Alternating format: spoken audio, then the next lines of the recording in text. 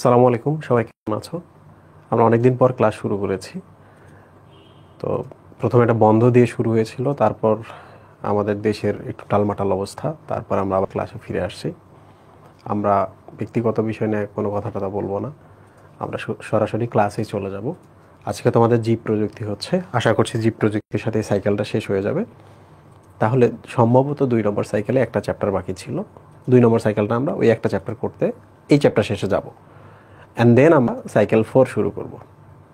ওকে, তোমরা কি আমার কথা বুঝতে পারছো? সাউন্ড ঠিক আছে কিনা একটু কমেন্টে জানাও তো। আমি ভালো আছি।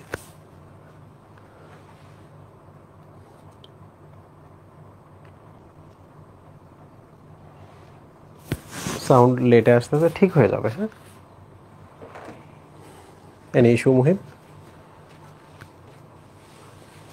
অনেকদিন ধরে সব কিছু আচ্ছা। সো আমরা বায়োটেকনোলজিতে যাচ্ছি। এটা খুব সহজ একটা চ্যাপ্টার, কিন্তু অনেক বেশি ইনফরমেশন। হ্যাঁ, প্রথমে আমরা চলে আসি এই চ্যাপ্টারের খুঁটিনাটি নিয়ে আমরা কথা বলবো। সহজ বাট অনেক টপিক।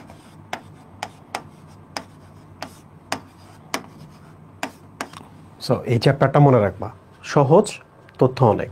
ওকে, এরপর চলে আসি আমরা এই চ্যাপ্টারে টার্গেট কি থাকবে, পড়াশোনা কিভাবে করবা, টার্গেট কিভাবে থাকবে। এই চ্যাপ্টারে তুমি যা পড়বা, 2টা কোশ্চেন পড়লে একটা কোশ্চেন পরীক্ষায় আসবে। সো প্রথমে আমাদের পড়তে হবে টিস্যু কালচার। টিস্যু কালচার, তুমি যদি টিস্যু কালচার পড়ো, এখান থেকে তুমি এমসিকিউ পাবা, এখান থেকে তুমি সিকিউ কভার করতে পারবা, তোমার ইস্যু সলভ। 2 নাম্বার যেটা পড়তে হবে সেটা হলো রিকম্বিনেন্ট ডিএনএ টেকনোলজি।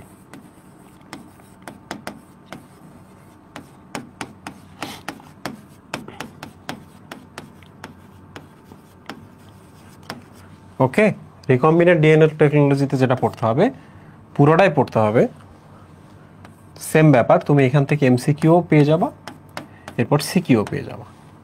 ওকে, তাহলে মনে রাখবা সবসময় 50% চান্স এইটা আসার, বাকি 50% চান্স হলো এইটা আসার। মানে আইদার এইটা আসবে না হলে ওইটা আসবে, সিম্পল। এই 2টার মধ্যে একটা কোশ্চেন আসবেই। এরপরে কিছু টপিক আছে যে জিনিসগুলো আমরা এরপরে পড়বো, যেমন একটা টপিক ধরা যাক ডিএনএ ফিঙ্গারপ্রিন্টিং।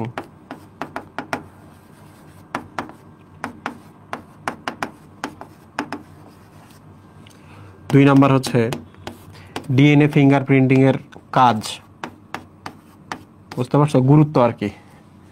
3 নাম্বার হচ্ছে প্লাজমিড রিলেটেড যত কথাবার্তা আছে পড়তে হবে। এরপর হচ্ছে রেস্ট্রিকশন এনজাইম।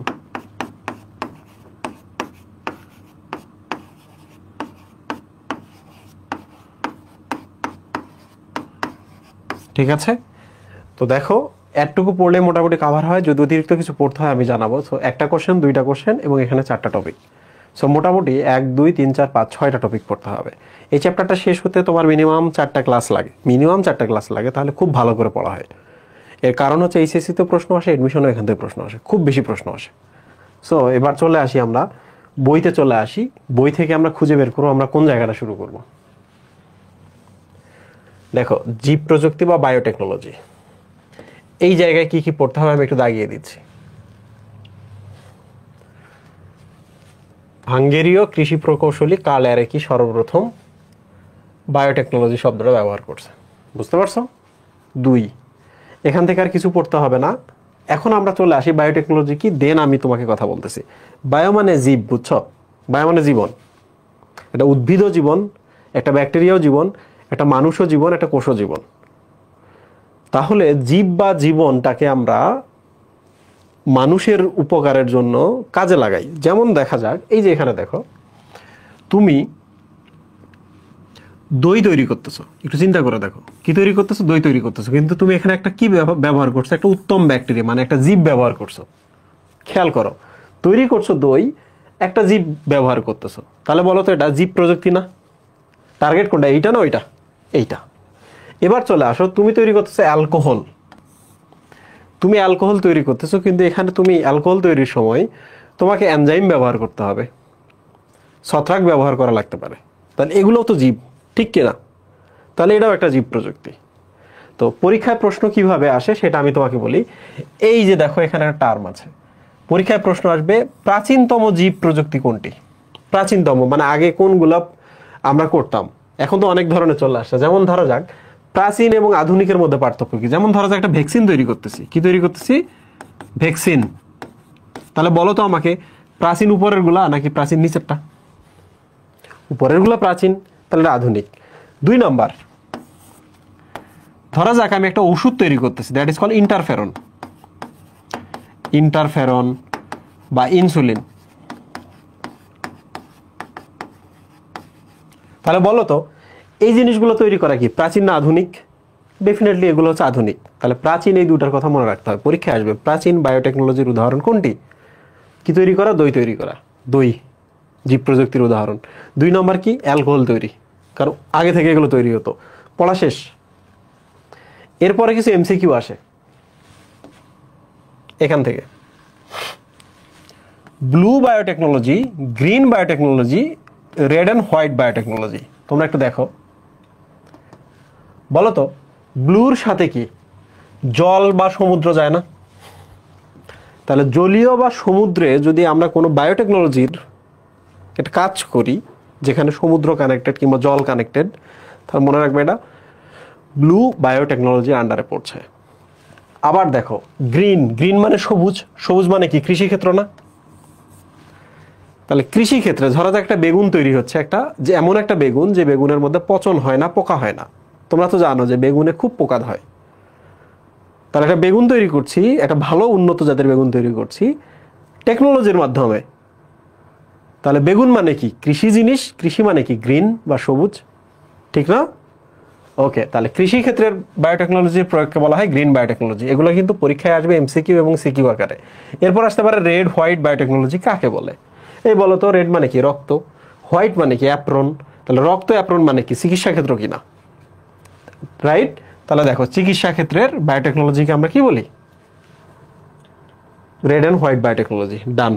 ওকে, তাহলে আমরা এখান থেকে দাগানো অংশগুলো দেখে ফেললাম। এরপর আমরা ধীরে ধীরে টপিকে প্রবেশ করি।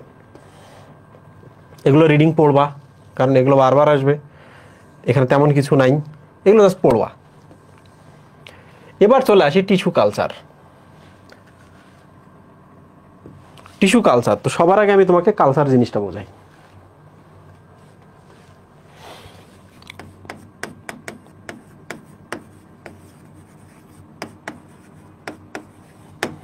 বোঝার চেষ্টা করো। কালচারের বাংলা হচ্ছে চাষ বা কাল্টিভেট করা। কি করা? চাষ করা। তাহলে বলো তো চাষের জন্য কি? চাষের জমি লাগবে না? চাষের জমি লাগবে কিনা মুহিব? তাহলে বলো তো এই যে একটা তোমাকে আমি একটা কিছু দিলাম, এই জিনিসটার নাম কি? চাষের জমি না? তাহলে এই জিনিসটার নাম হচ্ছে culture medium. Culture medium. Culture medium শব্দের অর্থ হলো চাষের জমি। খেয়াল করে দেখো, কালচার করা মানে চাষ করা, আর কালচার মিডিয়াম মানে হচ্ছে যে জমিতে আমরা চাষ করি। এখন বলো তো একটা ব্যাকটেরিয়া যদি আমি চাষ করতে চাই, একটা ব্যাকটেরিয়া থেকে আমি 1 লাখ ব্যাকটেরিয়া বানাইতে চাই, তাহলে কি আমি 1 বিঘা জমিতে চাষ করব? ছোট্ট একটা পটের মধ্যে আমি চাষ করতে পারবো না? তাহলে এই যে দেখো, এটা একটা পট, এটা একটা ছোট পট, পটের মধ্যে এই যে দেখো একটা ব্যাকটেরিয়া দিছি, এখন আমি অনেকগুলো ব্যাকটেরিয়া পাইলাম। তাহলে বলো তো এই জিনিসটার নাম কি? এই জিনিসটার নাম কি? আর প্রক্রিয়াটার নাম কি? দ্রুত লেখো কমেন্টের মধ্যে, প্রক্রিয়াটার নাম কি আর এই যে জিনিসটা, পাত্রটা, এটার নাম কি?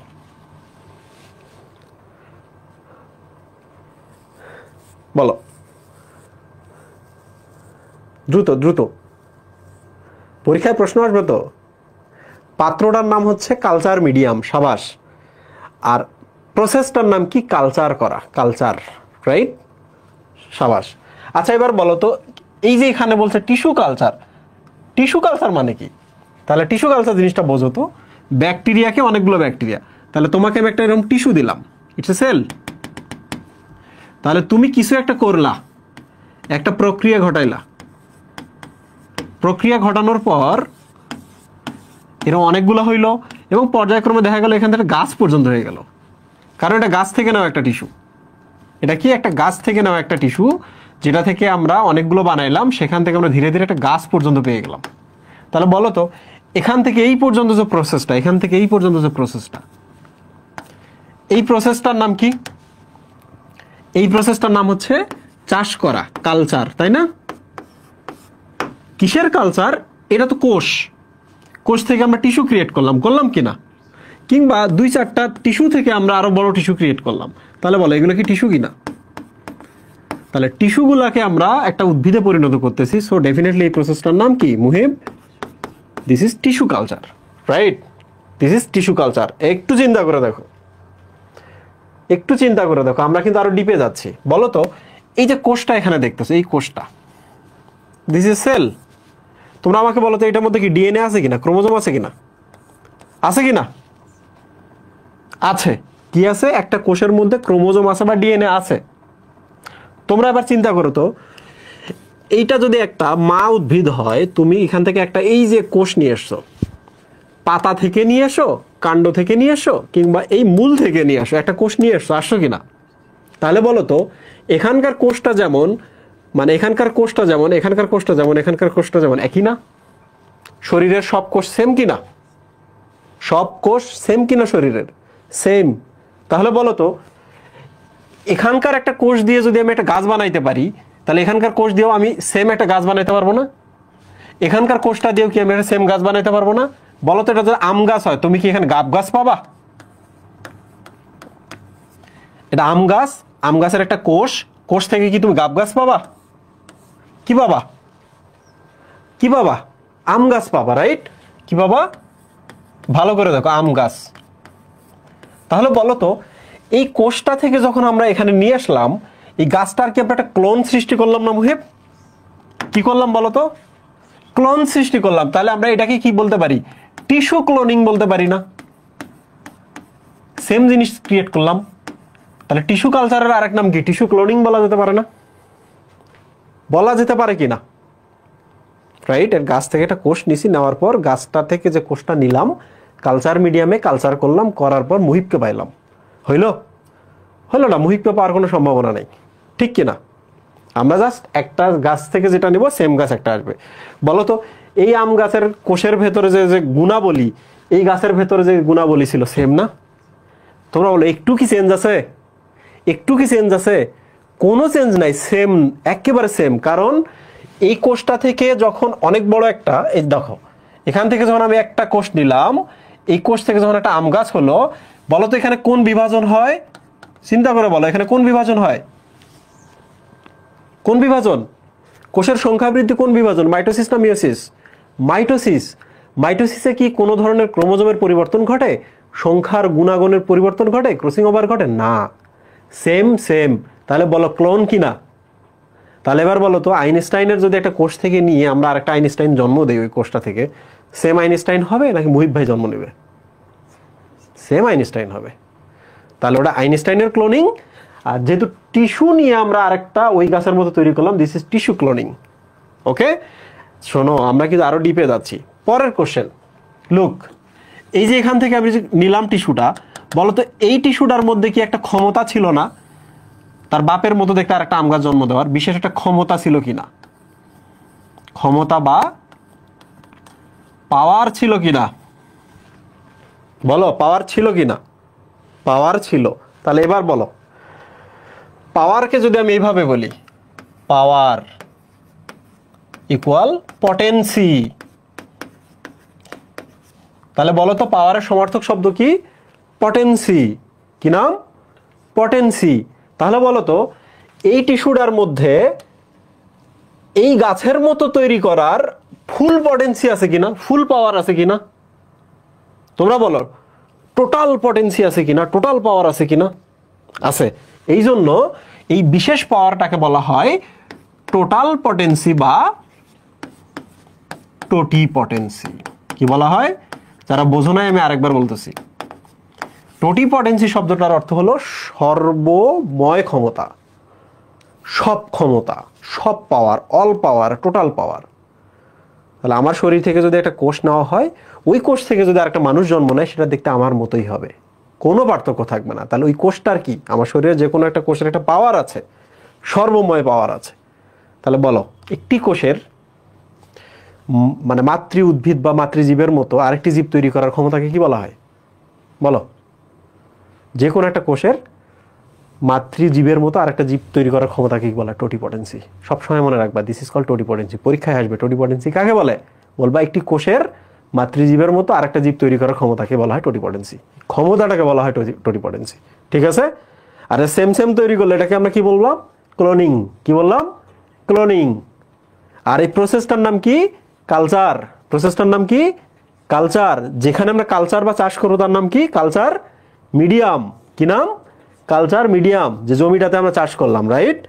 এখন একটা প্রশ্ন হচ্ছে, আরো কঠিন প্রশ্ন। বলো তো, এটা গাছ, এর মধ্যে গাছ জন্ম দিয়েছি আমরা, এই গাছ থেকে একটা কোষ নিয়েছিলাম বা এই টিস্যু নিয়েছিলাম। কি নিয়েছিলাম? টিস্যু।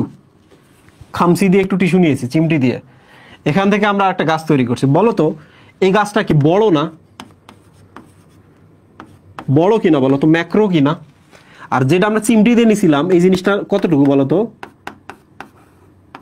কতটুকু বলো? মাইক্রো সাইজ না, পুচকি না? ধীরে ধীরে ধীরে ধীরে এগিয়ে নিয়ে গেলাম, প্রপাগেট করলাম, সামনে চালিয়ে নিয়ে গেলাম। দেখো, পুচকি জিনিসটাকে, মাইক্রো সাইজের জিনিসটাকে আমরা চাষ করতে করতে সামনে প্রপাগেট করলাম, এগিয়ে নিয়ে গেলাম। প্রপাগেশন মানে এগিয়ে যাওয়া। প্রপাগেশন মানে কি? এগিয়ে যাওয়া।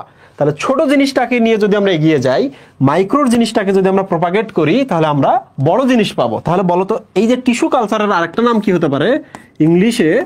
বলো তো, প্রপাগেশন। কি নাম? Micro propagation.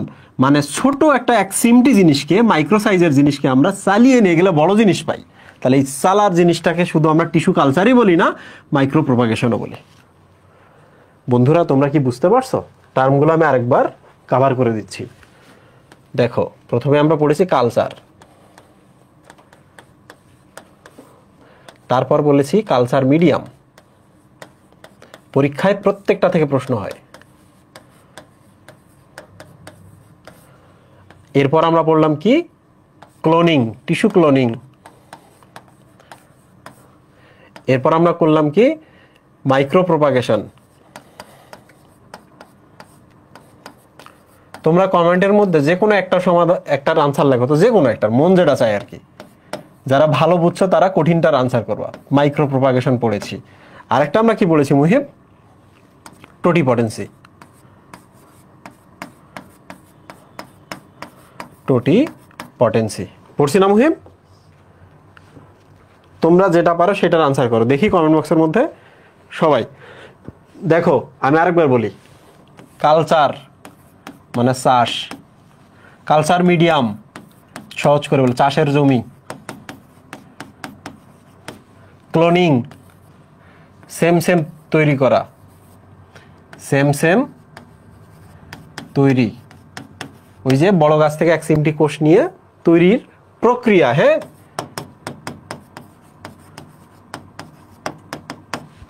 মাইক্রো প্রপাগেশন মানে কি? এটাও একটা প্রক্রিয়া, ছোট্ট কিছু জিনিসকে দিয়ে বড় জিনিস তৈরি করার প্রক্রিয়াটার নামই হচ্ছে মাইক্রো প্রপাগেশন। তাই না মুহিম? টোটিপটেন্সি মানে কি? এটা একটা ক্ষমতা। কি ক্ষমতা? একটি কোষের মধ্যে যা আছে, সে চাইলে এমন একটা জীব তৈরি করতে পারে যেটা তার মাতৃজীবের মতো, মানে এই জীবটা আর এই জীবটা সেম করবে। তাহলে বলো তো, এই কোষটার ক্ষমতাটাকে আমরা কি টোটিপটেন্সি বলছি না? এর মধ্যে যে ক্ষমতাটা লুকিয়ে আছে তার নাম টোটিপটেন্সি। বন্ধুরা বলো, তোমরা আজকে অনেকগুলো টপিক শিখলা কিনা?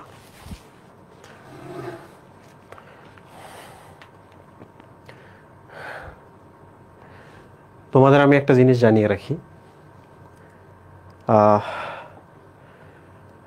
আমি সামনে হচ্ছে ইংলিশ ভার্সনের ক্লাস শুরু করছি। পর্যায়ক্রমে আমি বাংলা ভার্সন থেকে পুরোপুরি ইংলিশ ভার্সনে শিফট করব। এর নানাবিধ কারণ আছে, তবে আমার মনে হয়েছে যে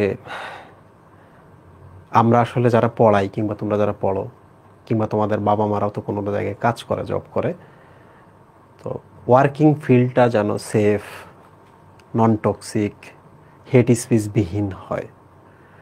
তো তোমরা যারা আমার স্টুডেন্ট আছো, অনেক দিন ধরেই পড়ছো, তারা জেনে রাখো যে খুব শিগগির ধীরে ধীরে আমি বাংলা মিডিয়াম থেকে ইংলিশ মিডিয়ামে চলে যাব।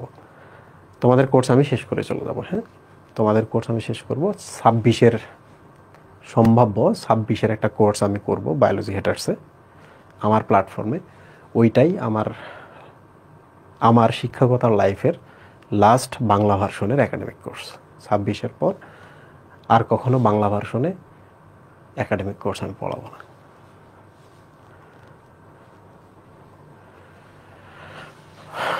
তাই না? তোমরা যখন বড় হবে না তখন বুঝবা যে ছোট ছোট হেড স্পিচ, আক্রমণাত্মক জিনিসগুলো কত খারাপ লাগে।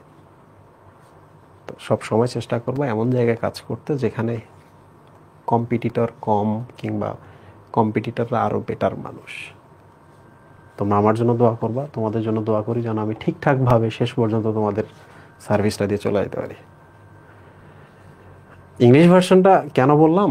কারণ ইংলিশ ভার্সনে তো তেমন টিচার বা কম্পিটিটর বা নাই আর কি। তো আমার মনে হচ্ছে ওই জায়গাটা আমার জন্য পারফেক্ট।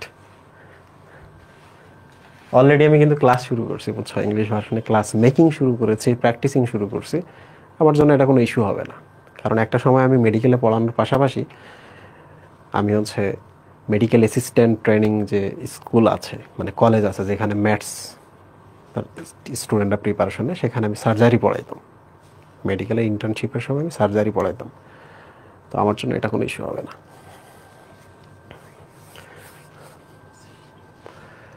না, আমি মেডিকেল ব্যাচের বিষয়ে কোনো কিছু বলি নাই, আমি শুধু বলেছি একাডেমিক 26-এর একটা একাডেমিক ব্যাচ আমি লঞ্চ করব, ওইটাই লাস্ট ব্যাচ, আমার একাডেমিক ব্যাচটা লাস্ট ব্যাচ।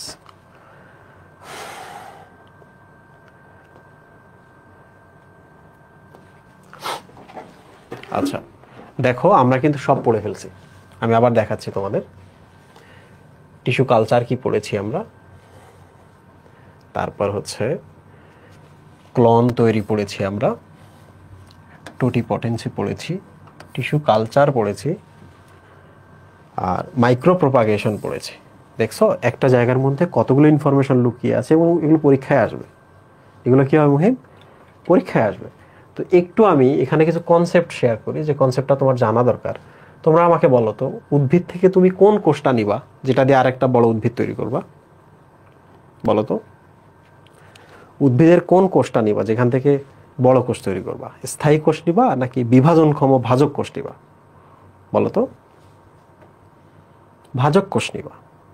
উদ্ভিদের যে কোষটা বিভাজিত হচ্ছে ওইটাই বলছে। দেখো, উদ্ভিদের বিভাজনক্ষম অঙ্গ থেকে বিভাজনক্ষম কোষ নিতে হবে। তাহলে উদ্ভিদের কোন কোষগুলো বিভাজিত হয়? ভাজক কোষ, নবীন কোষ, বাচ্চা কোষ। যেমন উদ্ভিদের শীর্ষে যে মুকুলটা তৈরি হয়েছে, মাথায় এখানে ছোট মুকুল, ওখানকার কোষগুলো কিন্তু এখনো ভাজক কোষ, এখনো স্থায়ী হয় নাই। তাহলে ওইটা নিতে পারো, শীর্ষ মুকুল নিতে পারো। কক্ষ মুকুল, কক্ষ মুকুল মানে কি জানো? কক্ষ মানে বগল। উদ্ভিদের এইরকম দেখো এখানে শাখা বাইর হয়েছে, মূল শরীর থেকে, স্টেম থেকে একটা ব্রাঞ্চ বাইর হয়েছে। তো মাঝে মাঝে যে এখানে কি ছোট ছোট বের হয় না, ছোট ছোট সবুজ রঙের মুকুল, তাহলে ওইটাও নবীন। তাহলে কক্ষ মুকুলটাও তুমি নিতে পারো।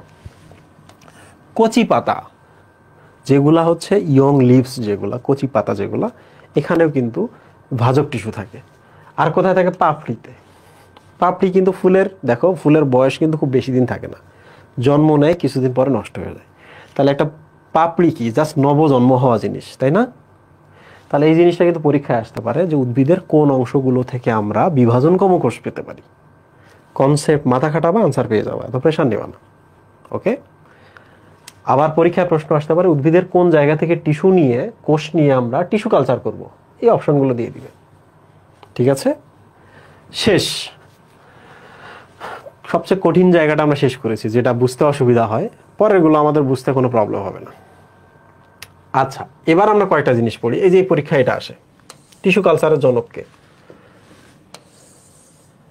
এইটা একটু দেখবা। ওকে, এখন আমরা দুইটা টার্ম পড়বো, দুই তিনটা টার্ম। অনুচারা,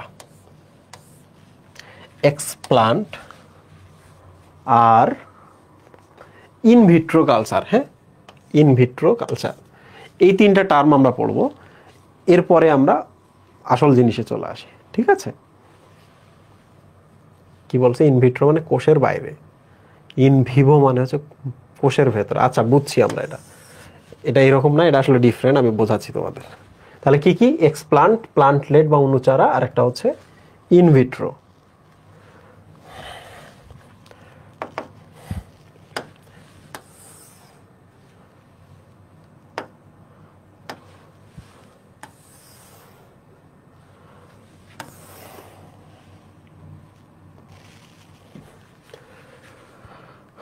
এক্সপ্লান্ট সবার আগে আমরা দেখব।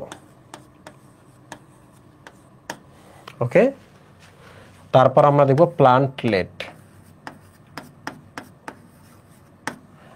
লাস্টে দেখব আমরা ইন ভিট্রো। ওকে, দেখো তোমরা আমাকে বলো তো, এক্সপ্লান্ট, এক্স মানে কি?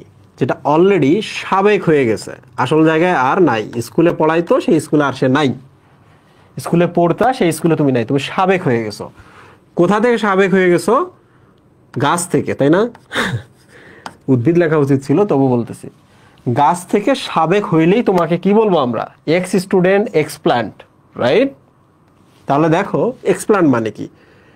এটা যদি একটা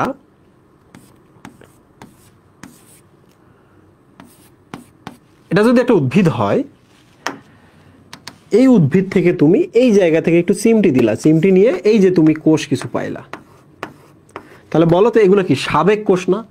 এর আগে স্কুলে ছিল, গাছে ছিল, প্লান্টে ছিল। এরা প্লান্টে ছিল, এখন সাবেক হয়ে গেছে। সো এই টিস্যু গুচ্ছকে বলা হয় এক্সপ্লান্ট। তাহলে পরীক্ষায় প্রশ্ন আসবে এক্সপ্লান্ট কি? তোমরা বলবা টিস্যু কালচারের সময় মাতৃ উদ্ভিদ থেকে যে টিস্যুগুলো আমরা কালেক্ট করি, আলাদা করি, সেই টিস্যুগুলোকে, এই টিস্যুগুলোকে বলা এক্সপ্লান্ট।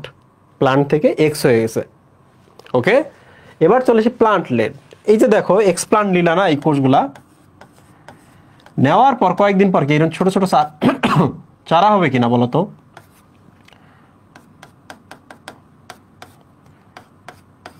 ছোট ছোট এরকম চারা হবে কিনা? কি এগুলো মুহিম? ছোট বা চারা, দুইভাবে বলা যেতে পারে। ছোট চারা মানেও কিন্তু ছোট বাচ্চা। তো তোমরা এবার বলো আমাকে, এই যে ছোট চারাগুলো পাইলে, এগুলো থেকে ভবিষ্যতে বড় হবে, প্লান্ট হবে। তাহলে প্লান্ট মানে কি? বড় প্লান্ট। আর প্লান্টলেট মানে কি? নাম যখন বড় হয় ছোট বোঝায়। তাহলে প্লান্টলেট শব্দের অর্থ অ্যাকচুয়ালি চারা। তাহলে বলো তো, পরীক্ষায় যদি প্রশ্ন করে প্লান্টলেট কাকে বলে, উত্তর কি হবে? উত্তর হবে টিস্যু কালচারের সময় ছোট ছোট যে চারাগুলো তৈরি হয়, এক্সপ্ল্যান্ট থেকে যে ছোট ছোট চারাগুলো তৈরি হয়, তাদেরকে বলা হয় প্লান্টলেট বা অনুচারা, ছোট চারা। ঠিক আছে? সো প্লান্টলেট মানে হলো অনুচারা, আর প্লান্ট মানে হচ্ছে উদ্ভিদ, মূল উদ্ভিদ। নাম ছোট, সাইজ বড়। নাম বড়, সাইজ ছোট। ঠিক আছে? আচ্ছা, ইনভিট্রো শব্দের অর্থ কি? ইন মানে ভেতরে, এটা সবাই জানো, উইদিন, ভেতরে। আর ভিট্রো শব্দের অর্থ হলো কাঁচ। ভিট্রো শব্দের অর্থ কি? কাঁচ। তাহলে বলো তো, তুমি যদি একটা টেস্ট টিউবের মধ্যে, this is a test tube, okay, ভালো করে চিন্তা করো, এই যে টিস্যুগুলো নিছো না, এগুলোর নাম কি? এক্সপ্লান্ট না? এক্সপ্লান্টগুলো যদি এই যে এখানে দাও, দিলা, ওকে, এক্সপ্লান্টগুলো তুমি ওখানে দিলা, দেওয়ার পর তুমি এটার মধ্যে বিভিন্ন খনিজ উপাদান দিবা, যেগুলো একটা উদ্ভিদ তৈরি হওয়ার জন্য দরকার, দিলা। তাহলে তোমরা আমাকে বলো তো, জন্ম কিসের মধ্যে হচ্ছে? কাচের ভেতরে নাকি উদ্ভিদের শরীরেই? কোথায় জন্ম হচ্ছে মুহিব? কোথায় তৈরি হচ্ছে? কাচের ভেতরে। ও লিখছে চাষ, ওকে, ইটস ওকে, কাচের ভেতরে তৈরি হচ্ছে। তাহলে এই যে চাষাবাদটা হচ্ছে, এটাকে বলা হয় ইনভিট্রো বা কাচের ভেতরে কালচার। কাচের ভেতরে কালচার। তোমাকে আমি একটা জিনিস বলি, বলো তো, মায়ের পেটের ভেতরে যখন একটা শিশু জন্ম নেয়, এটাকে কি আমরা ইনভিট্রো বলতে পারি? কাচের ভেতরে বলতে পারি? মায়ের পেটের ভেতরে যখন আমরা জন্ম নিয়েছি, না, ওইটাকে আমরা কি বলতে পারবো তাহলে? In Vivo. ভিভো মানে জীবিত জিনিস, ভিভো মানে জীবন, ভিভো মানে হচ্ছে নিজের পরিবেশ, বুঝতে পারছো তোমরা? তাহলে ইন ভিভো জন্ম ওইটা। এখন তোমরা আমাকে বলো মায়ের শরীর থেকে একটা ডিম্বাণু নিলাম, বাবার শরীর থেকে শুক্রাণু নিলাম, নিয়ে কাচের ভেতরে তাদেরকে মিল করাইলাম, ওইটার নাম আমরা কি বলতে পারি? ইন ভিট্রো ফার্টিলাইজেশন বলবো না? ইন ভিট্রো নিষেক বলবো না? তোমরা টেস্ট টিউব বেবির নাম শুনছো? বলো তো টেস্ট টিউব বেবি মানে কি? শুক্রাণু আর ডিম্বাণুটা নিয়ে টেস্ট টিউবের মধ্যে মিলন ঘটানো, অটুকুই। কিন্তু এরপর আর কিন্তু প্রসেস নাই, ওখান থেকে নিয়ে আবার মায়ের পেটের মধ্যে ঢোকা দেয়, মায়ের জরায়ুর মধ্যে। তাহলে ওই যে কাচের মধ্যে যতক্ষণ প্রসেস চলতেছে ওইটার নাম হচ্ছে কাচের ভেতরে ইনভিট্রো, কাচের ভেতরে ইনভিট্রো। ঠিক আছে? তাহলে টেস্ট টিউব বেবি যে নাম শুনছো মনে রাখবা, ছোট্ট একটা সময় শুধুমাত্র ওরা টেস্ট টিউবে থাকে। টেস্ট টিউব মানে হচ্ছে যা শুক্রাণু ডিম্বাণু মিলনটার পর একটু সময়, এরপরে ওটা আবার মায়ের পেটেই চলে যায়। ঠিক আছে? সারোগেসি ভিন্ন জিনিস, সারোগেসি ভিন্ন জিনিস। তবে সারোগেসিতেও ইনভিট্রো ফার্টিলাইজেশন হয়। সারোগেসি মানে কি? একজন মায়ের পেটে সন্তানটা জন্ম না দিয়ে আরেকজন মায়ের পেটে জন্ম নিচ্ছে। আচ্ছা, সো এক্সপ্লান্ট মানে প্লান্ট থেকে যে টিস্যুটা তুমি আলাদা করেছো, প্লান্টলেট মানে হলো ওই এক্সপ্লান্ট থেকে যে ছোট চারাগুলো জন্ম হয় তার নাম হচ্ছে প্লান্টলেট। এখান থেকে প্লান্ট জন্ম হয় বড় হলে। আর ইনভিট্রো মানে হচ্ছে কাচের ভেতরে, যেহেতু এই প্রসেসটার একটা সময় কাচের ভেতরে আমরা যাই, so that is call in vitro. Okay Muhib? আচ্ছা, এবার আমরা চলে আসি, আমাদের আর কিছু এখানে বাকি আছে কিনা? না, আমাদের আর কিচ্ছু বাকি নাই এখানে, এখানে পড়ার মতো আর কিচ্ছু নাই। টিস্যু কালচার একটা স্বয়ংসম্পূর্ণ গবেষণা, রাইট? বিভিন্ন ধরনের ব্যাপার আছে এখানে, এখানে অনেক ধরনের কথা আছে, এত কিছু জানার দরকার নাই, পড়তে পড়তে এগুলো হবে। এখানে বিভিন্ন যন্ত্রপাতির কথা বলা আছে, এগুলো একটু পড়বা, কখন কোনটা কোথায় লাগে তুমি কিন্তু প্রসেসটা পড়ার সময় শিখবা। তাহলে আমি প্রসেসটাতে চলে আসি। কোথায় চলে আসি? আমি প্রসেসটাতে।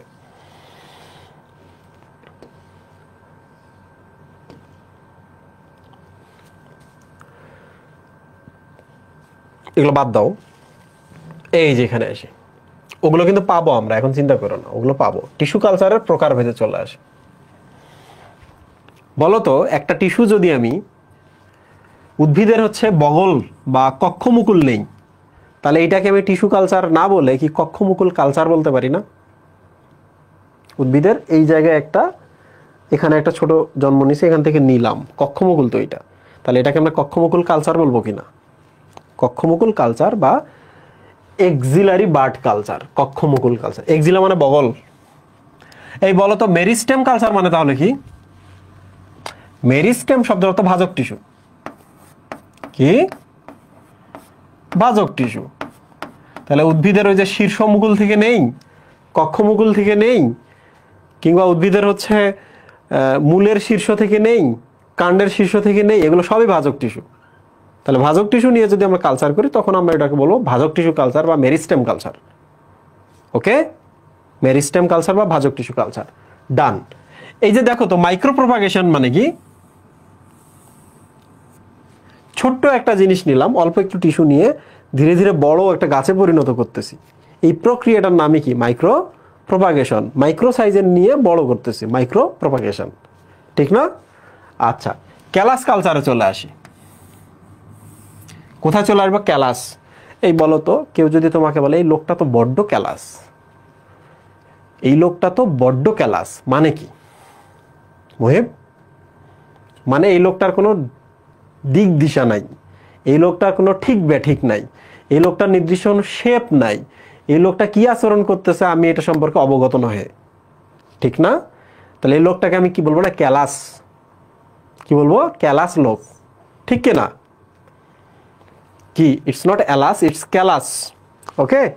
তাহলে ক্যালাস কালচার মানে কি? দেখো, তুমি যখন এই 4-5টা টিস্যু নিলা, বলো তো এগুলোর নাম কি? এক্সপ্লান্ট না মুহিব? এগুলোর নাম কি? এক্সপ্লান্ট না?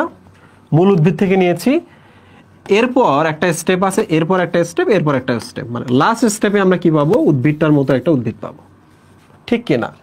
এর আগে আমরা ছোট ছোট কিছু চারা পাবো, পাবো কিনা? ছোট ছোট চারা পাচ্ছি। বলো তো মুহিব, এটার নাম যে প্লান্ট হয় তাহলে এটার নাম কি? এটার নাম হচ্ছে প্লান্টলেট। পাতা, ছোট পাতাকে বলা হয় লিফলেট, তাহলে ছোট প্লান্টকে বলা হয় প্লান্টলেট। ঠিক কি না? মাঝখানে স্টিল একটা প্রসেস বাকি আছে। এই এক্সপ্লান্টটাকে যদি আমরা একটা টেস্ট টিউবের মধ্যে নেই, নিয়ে যদি একে আমরা বিভিন্ন পুষ্টি উপাদান, হরমোন, পানি, বিভিন্ন জিনিস দেই, তাহলে দেখবা এটা কয়েকদিন পরে এইরকম হবে, এইরকম হবে।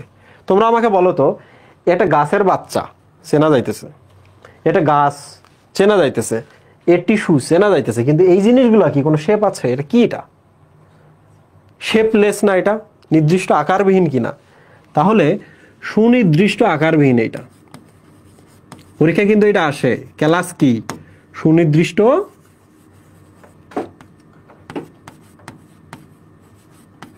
আকৃতিবিহীন। সো যারা সুনির্দিষ্ট আকৃতিবিহীন তাদেরকে বলা হয় ক্যালাস, মানে যাদের কোনো দিক দিশা নাই, যাদের কোনো শেপ নাই, যাদের কোনো কি করবে না করবে আমরা বুঝি না, তাদেরকে আমরা ক্যালাস বলবো, সুনির্দিষ্ট আকৃতিবিহীন।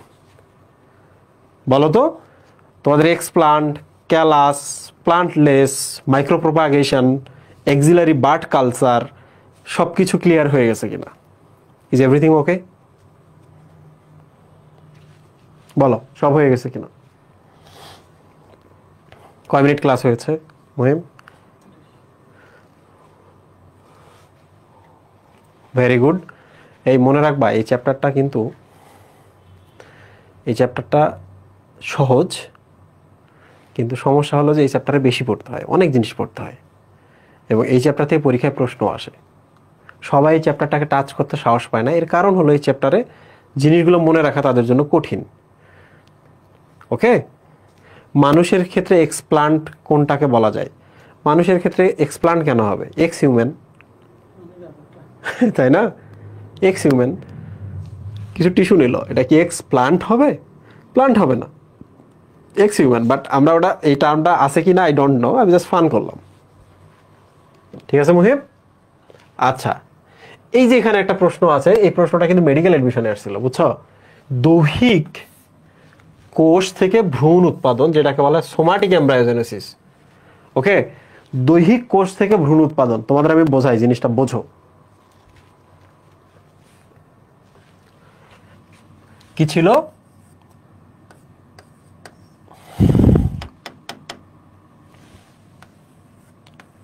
Somatic embryogenesis.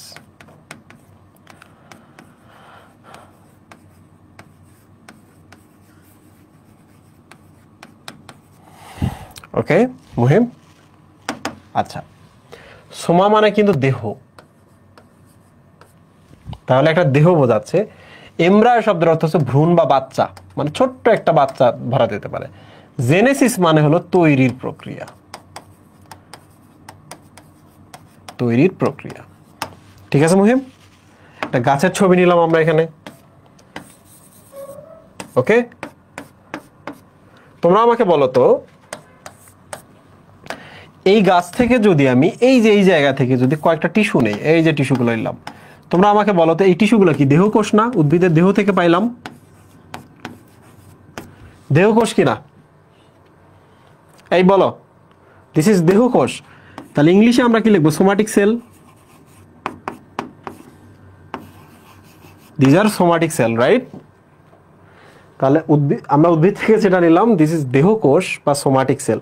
এবার বলো তো, এখান থেকে যদি ছোট্ট একটা ভ্রূণ বের হয়, মানে একটা বাচ্চা জন্ম নিচ্ছে আর কি, তাহলে বলো তো এটার নাম কি? এমব্রায়ো না?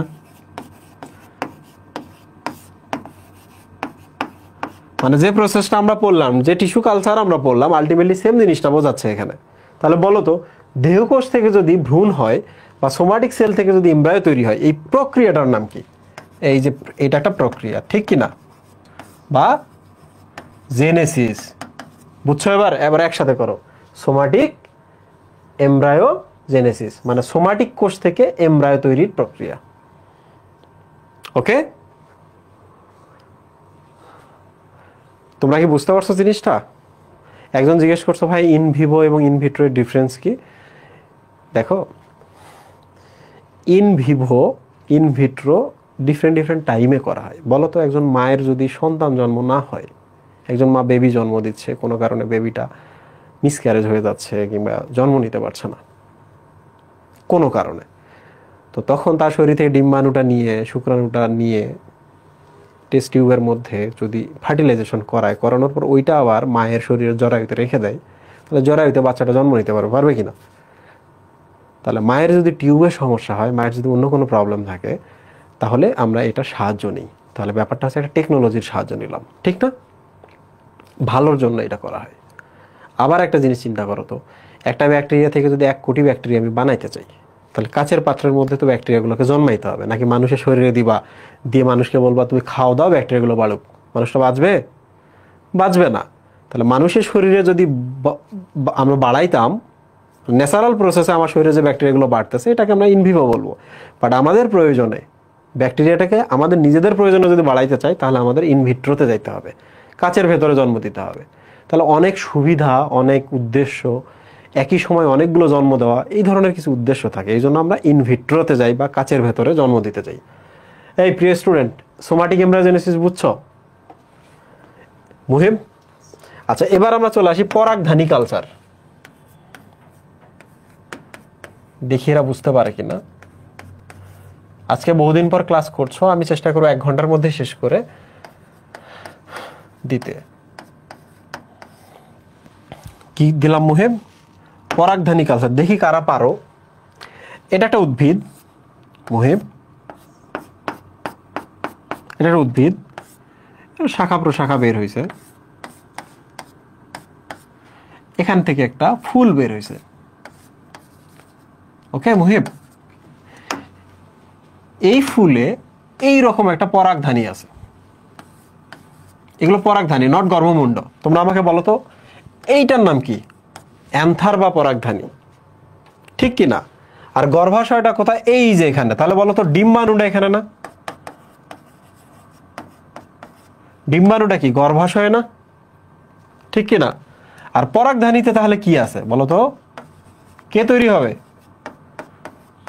শুক্রাণু। ওকে, এবার বলো তো ডিম্বাণুটা কি?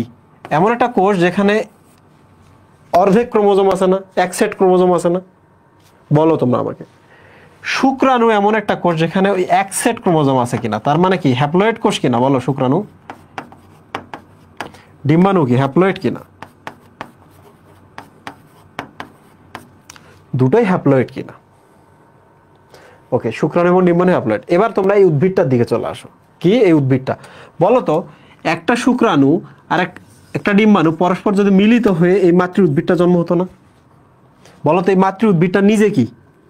নিজে কি টুয়েন না? বা ভালো করে দেখো, মানে কি মাতৃ উদ্ভিদটা কিন্তু নিজে ডিপ্লয়েড। মাতৃ উদ্ভিদটা ডিপ্লয়েড, সেজন বাচ্চা জন্ম দেয়, তার আগে তাকে শুক্রাণু বানাইতে হয়, ডিম্বাণু বানাইতে হয়। কোন প্রক্রিয়া বলো তো? মিয়োসিস প্রক্রিয়ায়, তাই না? তাহলে তোমরা আমাকে বলো তো, তোমরা আমাকে বলো, এই জায়গা থেকে যদি আমি একটা কোষ নিয়ে আর একটা উদ্ভিদ জন্ম দিই, সেই উদ্ভিদটা কি ডিপ্লয়েড হবে না? এই জায়গা থেকে নিয়ে এই জায়গায়, এই জায়গায়, এই জায়গা। তোমরা আমাকে বলো মাতৃ উদ্ভিদ যেহেতু ডিপ্লয়েড বা টুয়েন, তাহলে যে কোনো জায়গা থেকে যদি আমি কোষ নেই তাহলে টুয়েন হবে কিনা? টুয়েন একটা জীব জন্ম নিবে কিনা? জন্ম নেবে। বাট আমি যদি পরাগধানী থেকে কোনো কোষ নেই, তাহলে আমি তো শুক্রাণুটা পাচ্ছি। তাহলে বলো তো এটা কি হ্যাপ্লয়েড কোষ কিনা? তাহলে পরাগধানী থেকে কোষ নিয়ে যদি আমি এই কোষটা থেকে একটা উদ্ভিদের জন্ম দিই, একটা উদ্ভিদের আমি জন্ম দিলাম, তোমরা আমাকে বলো তো এই উদ্ভিদটা কি হ্যাপ্লয়েড উদ্ভিদ কিনা?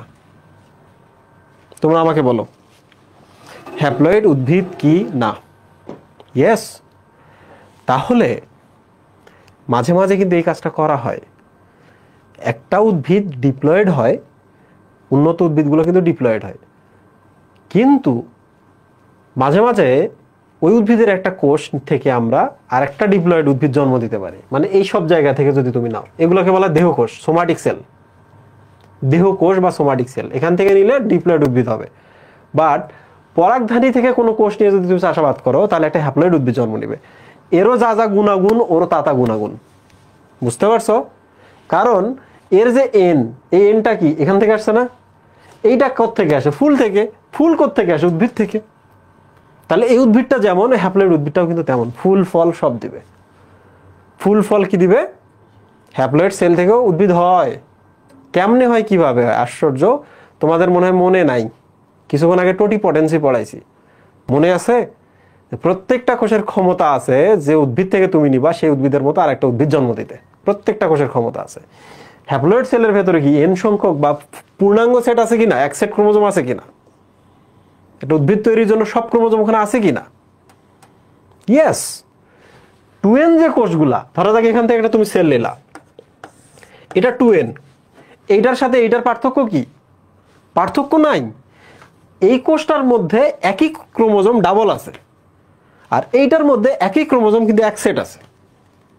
এখানে 2 সেট আছে একই ক্রোমোজোম, এখানে 2 সেট আছে, এক সেট আছে সেম ক্রোমোজোম। আশ্চর্য, 2 সেট থেকে যদি একটা উদ্ভিদ জন্ম দিতে পারি, তাহলে এক সেট ক্রোমোজোম পূর্ণাঙ্গ সেট তো আছে, এইটা থেকে আরেকটা উদ্ভিদ জন্ম দেওয়া যাবে না? যাবে। সেম উদ্ভিদ হবে, সেম ধরনের ফুল ফল লতা পাতা দিতে পারবে, কোনো প্রবলেম নেই। বুঝতে পারছো তোমরা? তাহলে তোমরা আমাকে বলো এটা কখন আমরা করব? যখন বিলুপ্তির বিলুপ্তির আশঙ্কা থাকে, বিলুপ্তির আশঙ্কা থাকে, রাইট? তখন আমরা একটা কোষ টান দিয়ে নিয়ে এসে অনেক উদ্ভিদ বানাই ফেলি। বুঝেছো?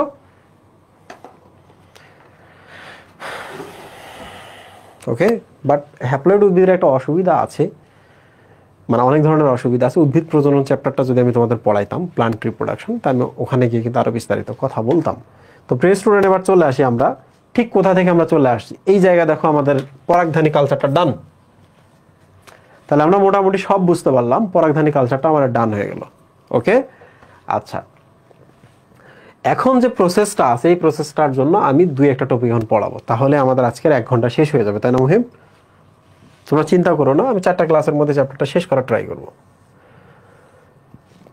4টা ক্লাসের বিনিময়ে যদি পরীক্ষায় তুমি সব আনসার করতে পারো, তাহলে তো কোনো প্রবলেম নেই। টিস্যু কালচারের ধাপ দেখো। প্রথম ধাপ, মাতৃ উদ্ভিদ বা এক্সপ্লান্ট নির্বাচন। বলো তো এটা মাতৃ উদ্ভিদ না? এই উদ্ভিদ থেকে আমরা উদ্ভিদটাকে নির্ধারণ করলাম, এখান থেকে কিন্তু আমরা একটা এক্সপ্লান্ট নিয়ে আসলাম। এই যে দেখো, কয়েকটা কোষ নিছি, কয়েকটা কোষ নিছি, তাহলে এগুলোর নাম কি? এক্সপ্লান্ট না মুহিম? এক্সপ্লান্ট। তাহলে এই প্লান্ট থেকে যা নিলাম তাই হচ্ছে এক্সপ্লান্ট। দেখো, এক্সপ্লান্ট একটি গুরুত্বপূর্ণ বিষয়। এগুলো যেহেতু ভাজক কোষ নিতে হবে, তাহলে আমরা শীর্ষমুকুল, পার্শ্বমুকুল থেকে যে কোনো জায়গা থেকে নিতে পারি, পর্ব থেকে নিতে পারি, পাতার শীর্ষ থেকে নিতে পারি। আর যেখান থেকে নিলাম দ্যাট ইজ কল মাতৃ উদ্ভিদ নিলাম। এক্ষেত্রে আমাদের একটু খেয়াল রাখতে হবে, এই যে কোষগুলো নিলাম, যেগুলো টিস্যুগুলো নিলাম, এগুলো যেন নিরোগ হয়, উৎকৃষ্ট হয়, পারফেক্ট হয়। এগুলো যেন বিনষ্ট, পচা জায়গা থেকে যেন আমরা না নিই। ওকে, নিলাম। নেওয়ার পর এই যে টিস্যুগুলো নিলাম, এগুলোকে বলা হচ্ছে এক্সপ্ল্যান্ট। এই টিস্যুগুলোকে বলা হচ্ছে এক্সপ্ল্যান্ট। তাহলে বলো তোমরা এই পর্যন্ত প্রসেসটা তোমরা বুঝতে পারছো কিনা? কোনো ইস্যু আছে এখানে? মাতৃ উদ্ভিদ বা এক্সপ্ল্যান্ট নির্বাচন, কোনো প্রশ্ন নাই কিন্তু। এরপরে আমরা স্টপে ধীরে ধীরে চলে যাব। এবার বলো তো এই টিস্যুগুলোকে আমরা কোথায় রাখবো? কাচের ভেতরে রাখবো না ইনভিট্রো না রাখবো কি না? এটা কাচের ভেতরে রাখবো। তোমরা আমাকে বলো তো এই কাচটাকে কি আমরা, এই কাচটাকে, এটা তো কনিক্যাল ফ্লাস্ক, এই কাচটাকে কি আমরা কালচার মিডিয়াম বলবো নাকি কালচার বলবো? বলো, যে কাচটার ভেতরে আমরা নিলাম।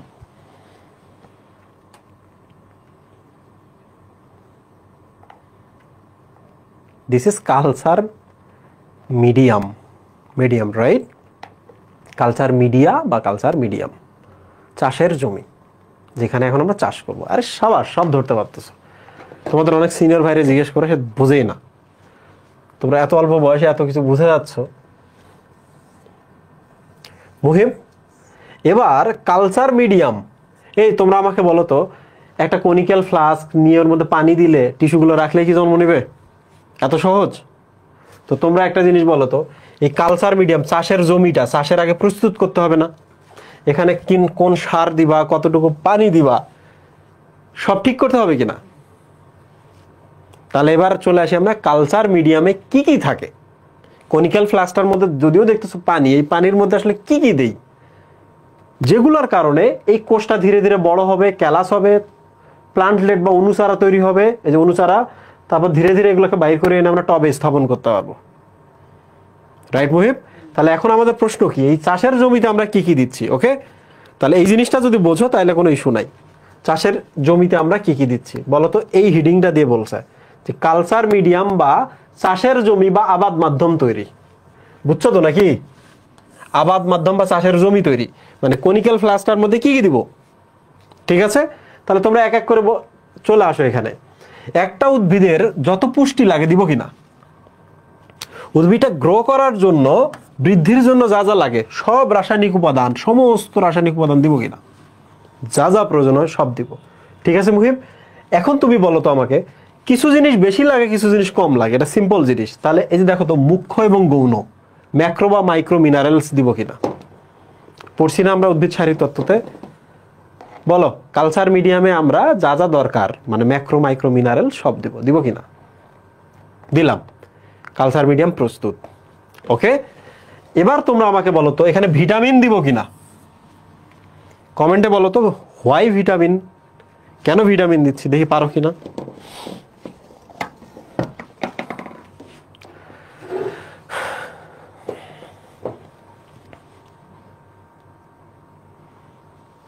ভিটামিন কেন দিব বলো? ক্ষয় পূরণের জন্য প্রোটিন দেওয়া লাগে, ভিটামিন না।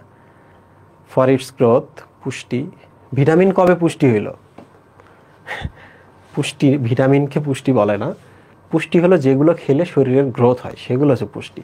ভিটামিনটা অ্যাকচুয়ালি উদ্ভিদের কোষগুলার ইমিউনিটি তৈরি করে, মানে রোগের বিরুদ্ধে প্রতিরক্ষা তৈরি করে। বলো, ভিটামিন কেন দিলাম আমরা?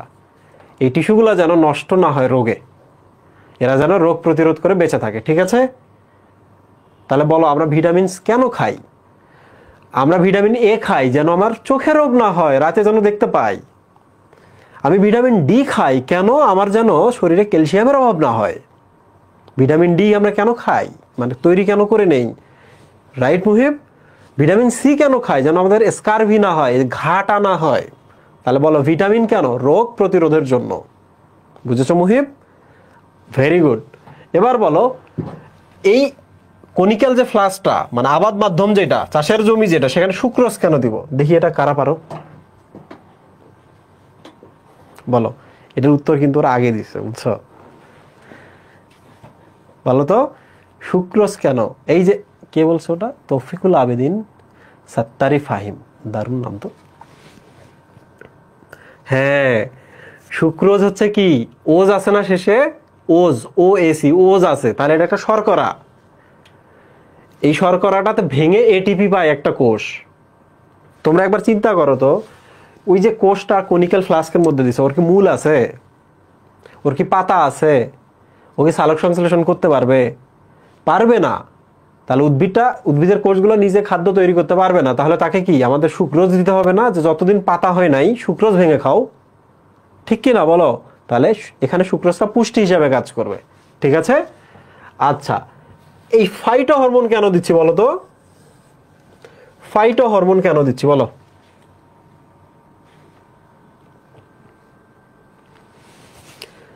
গ্লুকোজ নয় কেন, একজন জিজ্ঞেস করছে। পাগলা, চিনি তুমি খাও না? চিনির নাম হচ্ছে সুক্রোজ। তুমি আমাকে বলো তো, তাহলে বাজারে গ্লুকোজের থেকে সুক্রোজ পাওয়া সহজ কিনা? সহজ। চিনি যেটা খাও দ্যাট ইজ সুক্রোজ, বাজারে পাওয়া সহজ, সুক্রোজকে বহন করা সহজ, সুক্রোজকে প্রিজার্ভ করা সহজ। আর এই চিনিটা ভাঙলেই গ্লুকোজ তৈরি হয়, মানে সুক্রোজ ভাঙলেই আমরা গ্লুকোজ এবং ফ্রুক্টোজ পাই। আচ্ছা, একজন বলছে ফাইটো হরমোন আমরা কেন ব্যবহার করলাম? Muhib, any ideas? Any idea? English ভার্সনে যাইতে হবে। এই বলো তোমরা আমাকে, ফাইটো হরমোন আমরা কেন ব্যবহার করছি এখানে? আচ্ছা, ফাইটো মানে কি? সবার আগে চলে আসি, ফাইটো মানে হচ্ছে উদ্ভিদ। ফাইটো মানে কি? গ্রিন প্লান্ট, মানে কি? সবুজ উদ্ভিদ। তাহলে সবুজ উদ্ভিদকে বলা হয় ফাইটো। ফাইটো হরমোনের কাজ কি আমি তোমাকে বলি, তোমরা দুইটা জিনিস জেনে রাখো। তোমরা অক্সিন জিবেরেলিন নাম শুনছো না? যে উদ্ভিদে যদি এই হরমোনগুলো থাকে, উদ্ভিদের বৃদ্ধি ত্বরান্বিত হয়, হয় কি না? তোমরা আমাকে বলো, গ্রোথ হরমোন কম ছিল বলে মেসি বার্সেলোনায় গেছে। বার্সেলোনা করছে কি, অনেক টাকা খরচ করে মেসিকে গ্রোথ হরমোন দিছে।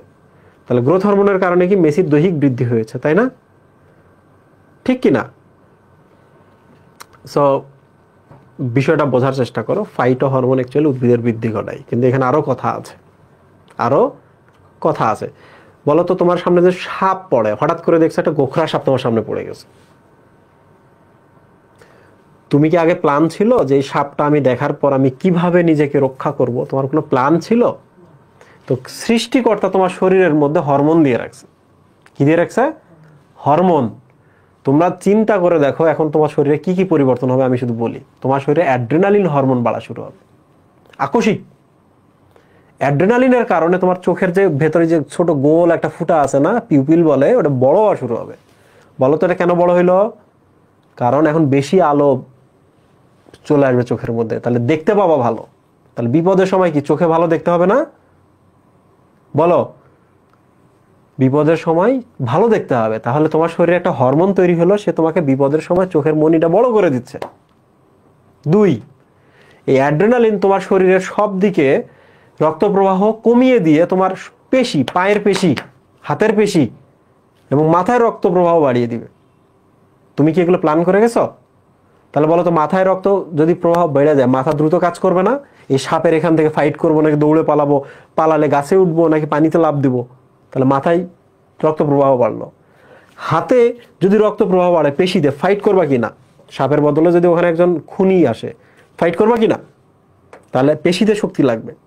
আবার বলো, পায়ে যদি পেশিতে রক্ত প্রবাহ বাড়ে, দৌড়ে পালাতে পারবা কিনা? দেখছো হরমোন তোমাকে কিভাবে সাহায্য করতেছে। সবচেয়ে ইন্টারেস্টিং জিনিসটা হচ্ছে তোমার প্রস্রাব বন্ধ হয়ে যাবে। কি হবে মুহিব? প্রস্রাব বন্ধ হয়ে যাবে। হরমোন তখন প্রস্রাব বন্ধ করে দেয়। এখন বলো তো, ভয় পাওয়ার সময় যদি প্রস্রাব যদি না আটকায়, তাহলে এটা একটা অতিরিক্ত প্রেশার না, ঝামেলা না? তাহলে প্রস্রাব সব আটকায় দেবে, দৌড় দিবা।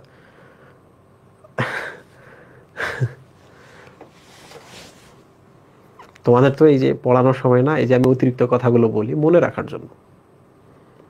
তো আমি তোমাদের একটা পড়াইছিলাম এফআরবিতে, ফাইনাল রিভিশন ব্যাচে সম্ভবত। টিস্যুতে তোমাদেরও পড়াইছিলাম। পড়ানোর সময় বলছিলাম যে উদ্ভিদের যখন বিপদ হয় তখন বুড়া টিস্যুগুলো কাজ করে, বুঝছো?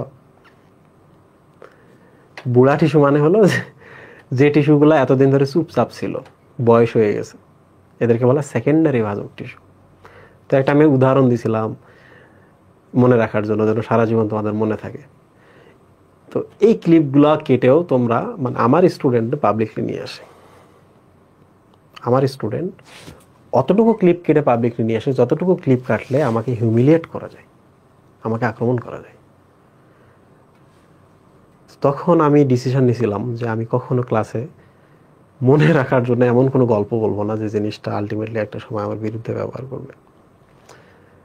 তোমরা তো মানে খুব সহজভাবে বলছো কাজ নাই ওদের, বা এটা ঠিক করে না, ইত্যাদি ইত্যাদি। কিন্তু যখন পাবলিক ট্রায়ালে ওঠে একটা মানুষ ফেসবুকে, তোমার চেনে না জানে না, গালি দেওয়া, আমার ফ্যামিলির ছবি, মানে একটা পাবলিক অ্যানিভার্সারির ভিডিও থেকে ফটো নিয়ে পাবলিকলি পোস্ট করা, কমেন্টের মধ্যে পোস্ট করা, ভয়ঙ্কর জিনিস এগুলো, বুঝছো? তো এই জিনিসগুলা মানে জীবনে ডিসিশন নিতে সাহায্য করে। তখনই আমি ডিসিশন নিয়ে নিই যে ইংলিশ ভার্সনে যাইতে হবে, কথা কম কাজ বেশি। বন্ধুরা আসো, তোমরা তো আমার স্টুডেন্ট, যে কারণে বাধ্য হয়ে এরপর আমি এক্সট্রা কথা বলতেছি। বোঝাইতে তো তোমাদের হবে। পেমেন্ট তো করছো, পেমেন্ট যেহেতু করছো এটা তোমার হক, তোমার রাইট, এইটা তোমাকে আমাকে দিতেই হবে। আমি এখান থেকে কম দিয়ে যাইতে পারবো না। এবার চলে আসি আমরা একটা খুব গুরুত্বপূর্ণ জিনিসে, এবার আমরা চলে আসি। আচ্ছা তোমরা আমাকে বলো তো, একটা টেস্ট, একটা ধরা যাক হচ্ছে কনিক্যাল ফ্লাস্ক, এটা একটা কনিক্যাল ফ্লাস্ক, হ্যাঁ দেখো। আচ্ছা এখানে যদি আমি পানি দেই, তাহলে টিস্যুটা এখানে থাকতেছে এই যে এই জায়গায়। তোমরা একটু চিন্তা করো এখানে, হ্যাঁ, কনিক্যাল ফ্লাস্ক যেখানে আমি পানির মতো যেগুলো ঘনত্ব কম এমন কিছু দিছি, দেওয়ার পর এখানে আমি টিস্যুগুলো দিছি উদ্ভিদ থেকে ছিঁড়ে এনে, যেগুলো এক্সপ্ল্যান্টগুলা, চিন্তা করো এক্সপ্ল্যান্টগুলো আমি এখানে দিছি। ওকে, আরেকটা কাজ করি, এটা আরেকটা হচ্ছে কনিক্যাল ফ্লাস্ক। ওকে, এইটা এখানে আমি করছি কি, পানির থেকে ভারী ঘন পদার্থ দিছি আমি এখানে। কি দিছি মুহিব? আরো ঘন পদার্থ দিছি, দিয়ে এই জায়গায় আমি হচ্ছে টিস্যুগুলা দিছি। এবার তোমরা আমাকে বলো তো, গবেষণাগারে ধাক্কা লাগতেই পারে, পারে না? এখানে ধাক্কা লাগলে কি এখানে যে এক্সপ্লান্ট বা টিস্যুগুলো আছে আর এখানে যে টিস্যুগুলো আছে, কোনটা গড়াগড়ি বেশি করবে? বলো, নিজ জায়গা থেকে কোনটা চলে যাবে? বলো, ভাই 1 ঘন্টা হয়ে গেছে। হ্যাঁ, এখনই ক্লাস শেষ করব, এই টপিকটা শেষ হচ্ছে।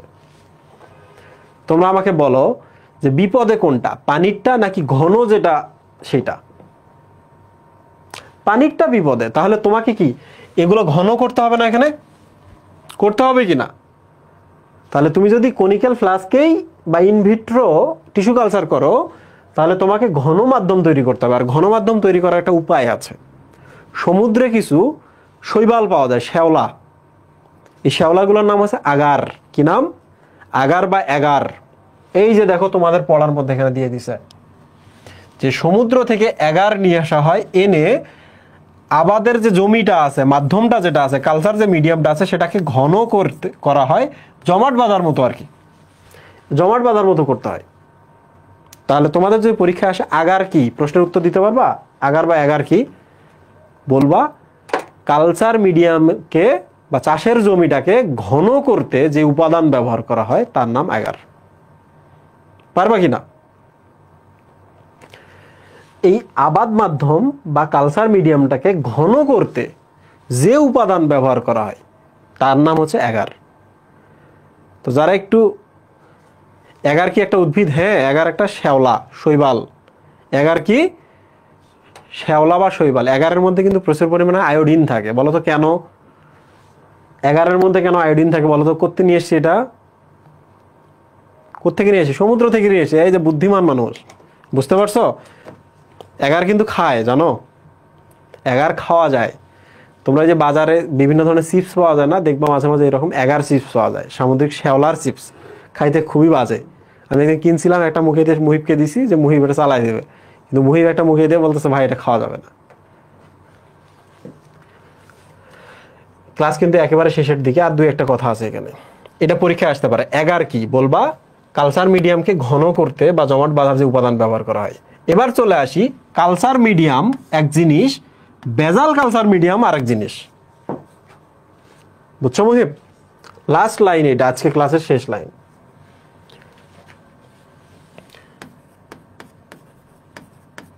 কালচার মিডিয়াম ভার্সাস বেজাল কালচার মিডিয়াম বা বেজাল মিডিয়াম।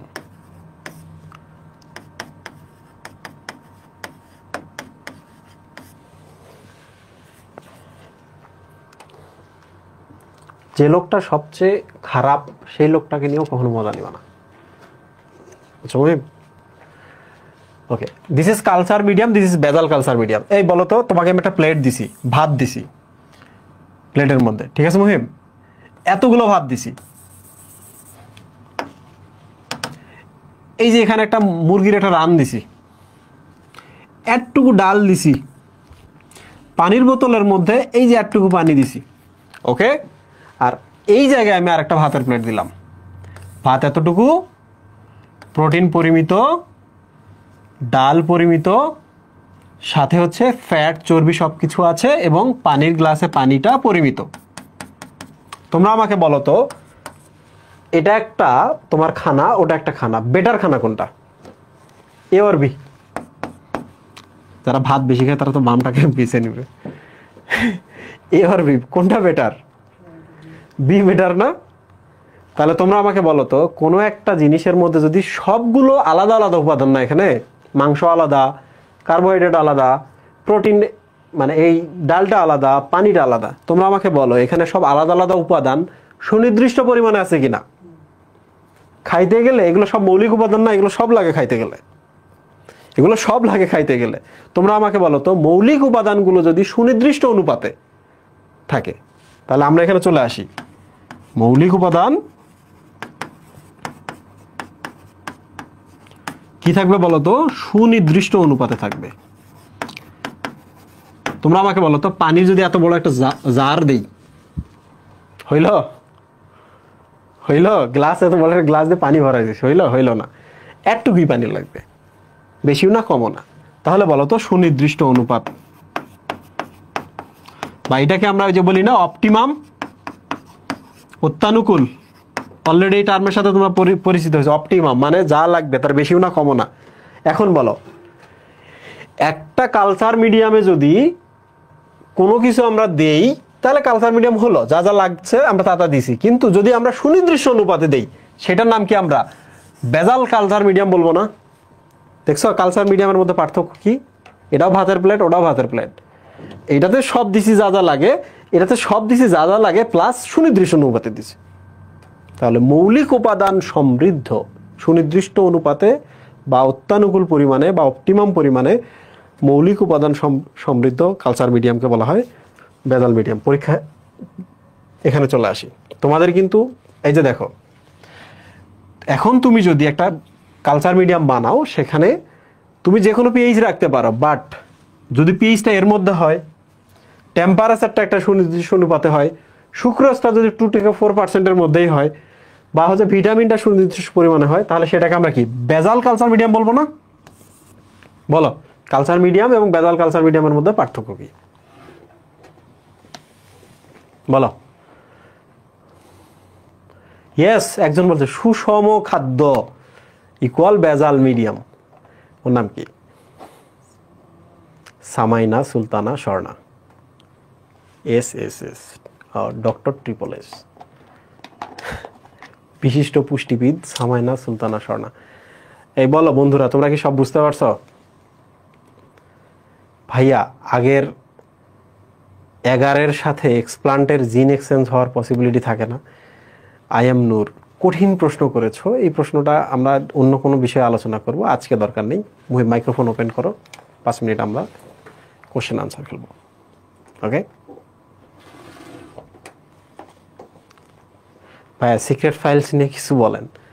সিক্রেট ফাইলস হচ্ছে মেডিকেল অ্যাডমিশনের ডামি বা হচ্ছে ওই ধরনেরই এক্সাম পেপার। ইউজুয়ালি সিক্রেট ফাইলসটা বাংলাদেশের সবচেয়ে জনপ্রিয় একটা টুলস মেডিকেল অ্যাডমিশনের জন্য, খুবই জনপ্রিয় টুলস। সব স্টুডেন্টরা কেনে এটা। আমরা পুরো বছর ধরে অনেকগুলো মানুষ এটার পেছনে কাজ করি। এই জন্য আমরা চাইলেও 2টা কোর্স বেশি নামাইতে পারি, ব্যাপারটা এমন না। 2-4টা কোর্স না করিয়ে বরং আমরা এই কাজটা করি। তো সিক্রেট ফাইলসের ক্ষেত্রে মাইক্রোফোন ওপেন হয়েছে, তোমরা প্রশ্ন করতে পারবা। আমি সিক্রেট ফাইলস নিয়ে বলি। এটা যারা মেডিকেল অ্যাডমিশন এবার দিবে বা গত বছর দিয়েছে, তারা এগুলো কেনে। বাসায় বসে এক্সাম দেওয়া যায়। এতদিন ধরে বাসায় বসে এক্সাম দিয়ে আমাদের ওয়েবসাইটে সলভ ছিল, সলভের সাথে তারা মিলাইতো। তো এই বছর আমরা কি করছি, আমরা একটা টেকনোলজি ক্রিয়েট করছি। বাসায় বসে এক্সাম দিয়ে শুধু ছবি তুলবে ওএমআরটার, অটোমেটিকলি সলভ, মার্ক, এভরিথিং সে পেয়ে যাবে, তাকে কিচ্ছু করতে হবে না। বহুদিন ধরে আমরা এটার উপর কাজ করতেছি, অলরেডি কাজ শেষ। এই তো ভাই, এগুলা কি সব সাবজেক্টের? হ্যাঁ, এগুলো সব সাবজেক্টের, physics, chemistry, biology, GK, English. সুষম, বুঝছো? ইয়েস, দ্যাট ইজ ভেজাল সিক্রেট ফাইলস। ভাইয়া, প্রোটোপ্লাস্ট কালচার কি?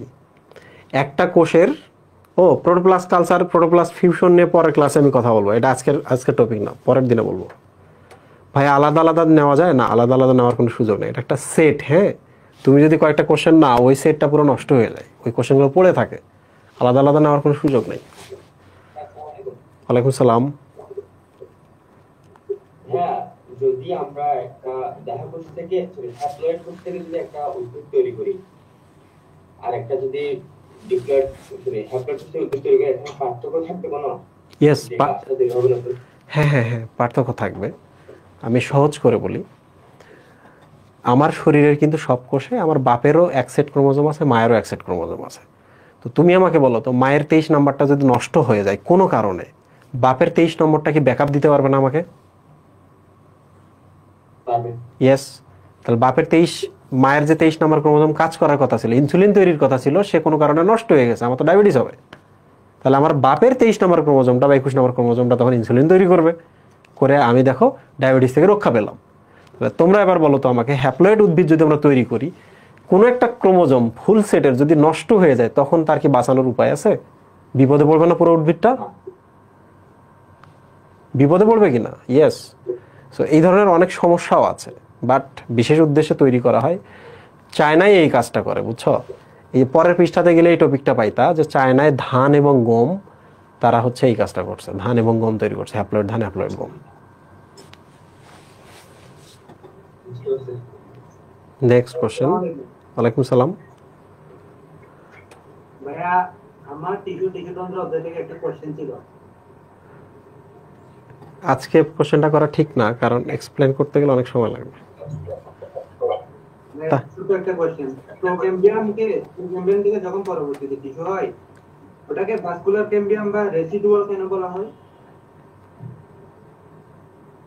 প্রোক্যাম্বিয়াম থেকে যদি পরবর্তীতে টিস্যু তৈরি হয়, সেই টিস্যুগুলো হচ্ছে জাইলেম এবং ফ্লোয়েম জন্ম দেয়, বুঝছো? জাইলেম এবং ফ্লোয়েম টিস্যুর জন্ম দেয়। প্রোক্যাম্বিয়ামের কোষগুলা থেকে যে কোষগুলা জন্ম নেয় তারা জাইলেম এবং ফ্লোয়েম জন্ম দেয়। তাহলে বলো তো, প্রোক্যাম্বিয়ামের বাচ্চারা জাইলেম ফ্লোয়েম বা ভাস্কুলার টিস্যু যেহেতু জন্ম দিচ্ছে, এদেরকে কি আমরা ভাস্কুলার ক্যাম্বিয়াম বলবো না? এই মই কি করছো?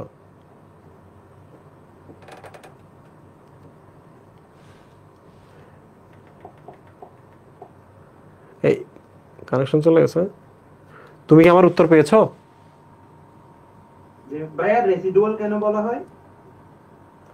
তুমি যদি একটু ক্লাসটা দেখতে না, আমি কিন্তু অনেক সময় নিয়ে এটা বোঝাইছিলাম যে 100টা যদি তারা ক্যাম্বিয়াম কোষ তৈরি করে, কিছু ক্যাম্বিয়ামকে ওরা রেখে দেয় যে ভবিষ্যতে জাইলেম ফ্লোয়েম লাগলে ওরা তৈরি করবে।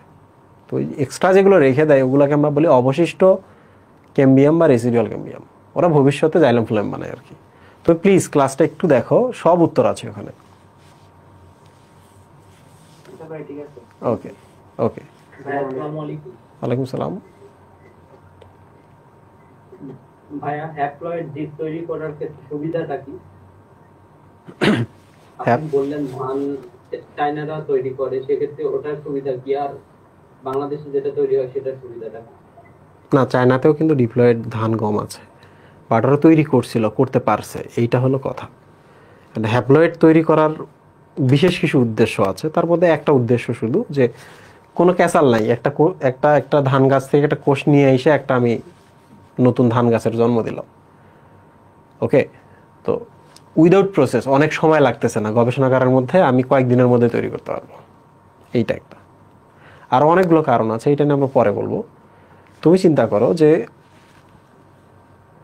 হ্যাপ্লয়েড মানে হচ্ছে পরাগধানের একটা কোষ নিলাম, নিয়ে একটা আমি গবেষণাগারের মধ্যে তৈরি করলাম। তাহলে ওই যে 6 মাস বা 1 বছর ওয়েট করা লাগতো আর একটা উদ্ভিদ তৈরির জন্য, এটা কি আর তৈরি সময় লাগতেছে নাকি গবেষণাগারে আমি দ্রুত পারতেছি?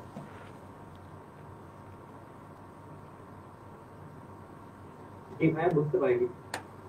মানে আমি বলেছি যে যে প্রসেসটা ন্যাচারালি অনেক দিন লাগে, ডিপ্লয়েড উদ্ভিদ থেকে একটা ঋতুর ভেতর দিয়ে চলে যায়, বৃষ্টি হয়, পানি দিতে হয়, এরপর একটা ডিপ্লয়েড জীব জন্ম নেয়। তো সেখানে যদি একটা ডিপ্লয়েড জীবের একটা পরাগধানী থেকে আমি একটা কোষ নিয়ে দ্রুত যদি আরেকটা জীব জন্ম দিতে পারি গবেষণাগারে, তাড়াতাড়ি হয় কিনা। আর একটা উদ্দেশ্য হচ্ছে, ধরা যাক তুমি একটা হচ্ছে কুমড়ো গাছের কথা ভাবো। কুমড়ো গাছ কিন্তু পুরুষ কুমড়ো গাছ এবং স্ত্রী কুমড়ো গাছ হয়। তোমরা কি এটা জানো? পুরুষ সিম গাছ, স্ত্রী সিম গাছ হয়, হয় না মহিম? তো তোমরা আমাকে বলো তো, তোমার কাছে,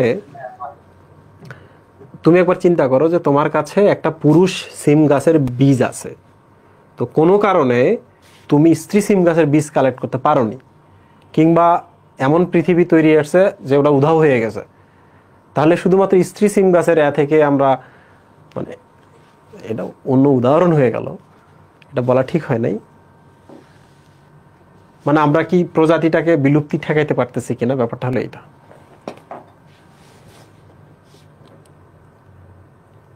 ভাইয়া মনুষ্য মুহূর্তে, মানে যখন মানে সংকটকালীন মুহূর্তে এটা তৈরি করার। হ্যাঁ হ্যাঁ, মানে আমরা অ্যাকচুয়ালি মাঝে মাঝে তোমরা শোনো না যে গবেষণাগারে করে কৃত্রিম কিডনি তৈরি করা পসিবল হয়েছে। তো তুমিও চাও না, আমিও চাই না যে একটা কৃত্রিম কিডনি আমার শরীরে থাকুক, কিন্তু বিপদ যদি হয় নিতে হবে না। সো সায়েন্টিস্টরা কি করে, জীবনের পুরোটা সময় কাজে লাগিয়ে ভবিষ্যতের জন্য কাজ করে। এতটুকুই, যে আমাদের অনেকগুলো ব্যাকআপ প্ল্যান আছে, একটাতে আরেকটাতে আমরা চালিয়ে যেতে পারবো। প্লিজ। কৃত্রিম মাংস তৈরি করা হয়েছে, হ্যাঁ কৃত্রিম মাংস, ইভেন কৃত্রিম হচ্ছে দুধ তৈরি করা হয়েছে। আর কোনো কোশ্চেন নাই মনে হয়। থ্যাংক ইউ সবাইকে, আমাদের নেক্সট ক্লাসে আবার দেখা হবে রেগুলার। হ্যাঁ, একটা কোশ্চেন ছিল। বলো। হ্যাঁ, কোশ্চেনটা হলো যে টিস্যু কালচার পদ্ধতিতে শুধু উদ্ভিদ, মানুষের ক্ষেত্রে সেটা সম্ভব না, নতুন মানুষ ক্লোন তৈরি করা। আচ্ছা, তৈরি করা পসিবল না ব্যাপারটা এমন না, তৈরি হচ্ছে কি না আমরা জানি না, কারণ এটা নিষেধ, ইন্টারন্যাশনাল ল অনুযায়ী নিষেধ। এটা একটা কারণ আছে, আমি তোমাকে বলি। তোমার শরীর থেকে একটা কোষ নিয়ে গেল, কোষ নিয়ে তোমার মতো একটা জন্ম দিল, মানে তুমি এক ছোট বাচ্চা ছিলা, তোমার সাথে একটা কোষ নিয়ে গিয়ে তোমার মতো জন্ম দিল, তাহলে তুমি যেমন হচ্ছ ওইটাও তেমনই হচ্ছে। এরপর বলো তো ও ক্রাইম করতেছে, তুমি ধরা খাবা কিনা? তুমি বুঝছো?